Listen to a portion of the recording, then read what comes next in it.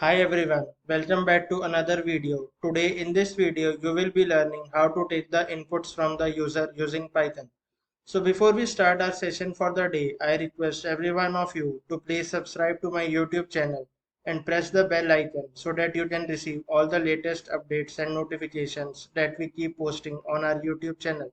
So without any further delay, let us start our session for the day. So first of all, let us discuss what is the purpose of using input function. The purpose of input function, the purpose of using input function is to take the inputs from the user. So basically, it allows you to enter your own defined inputs, that you wish to give to your program. The output the output returned by this input function is of type string. So let us understand the use of input function with the help of an example.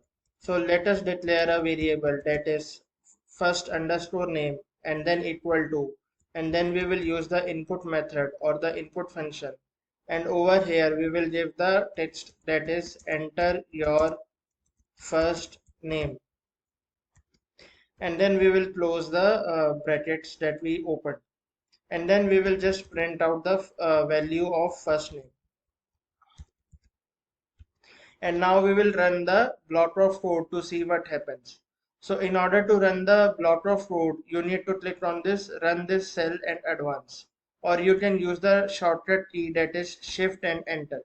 So I will use the shortcut key shift and enter, and after doing shift and enter it is asking for you to give your input. So I will just give an input such as Sachin, and then we will just press enter, and it will just print the value that is Sachin, that is the first name that we printed. So this is how you can use the input function or method. So in order to check the type of the variable that is first name, what you can do is you can just simply print type and then give the variable name that is first underscore name, and then just uh, execute this cell of or execute this cell code or the block of code. So in order to execute the block of code, use shift enter, and it will return the output as string, so which means the first underscore name variable is of type string. So let us consider an example where we will be entering the number. So over here I am declaring a variable that is first number, and then input, and then give the text as enter the number. And over here initially we will just check the type of the first number.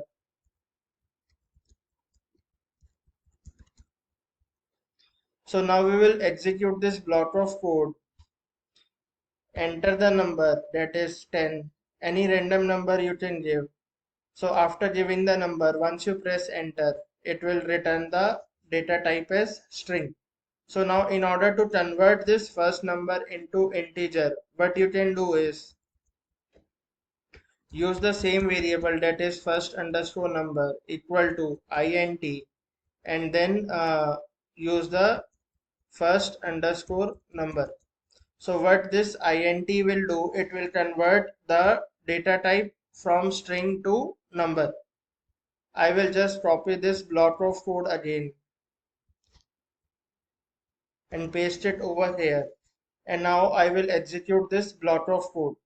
So before executing the block of code, I will just type or print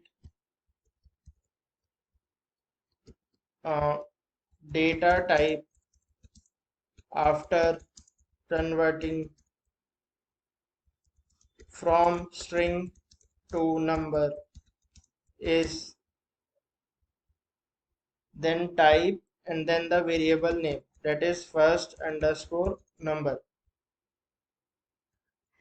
So now we will execute this block of code. Press shift enter. Okay. After this we have to give a comma. So now I will again do shift enter, and then I will type the number as 10, or instead of 10 this time I will give as 20, and then I will press enter. So over here if you see, the data type after converting from string to number is integer. So earlier it was string when we didn't use the int conversion function.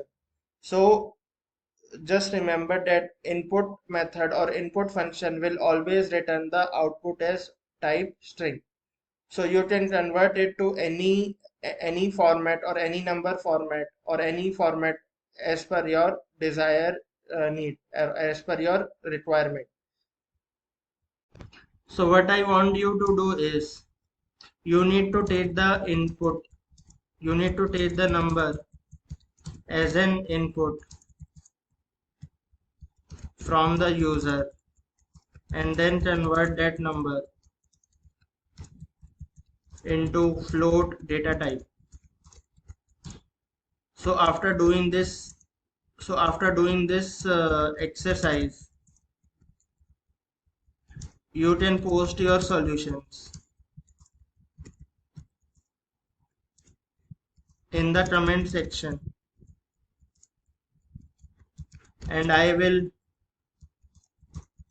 get back to you with the responses, or with the results that you will post, with the results against the responses that you will post in the comment section.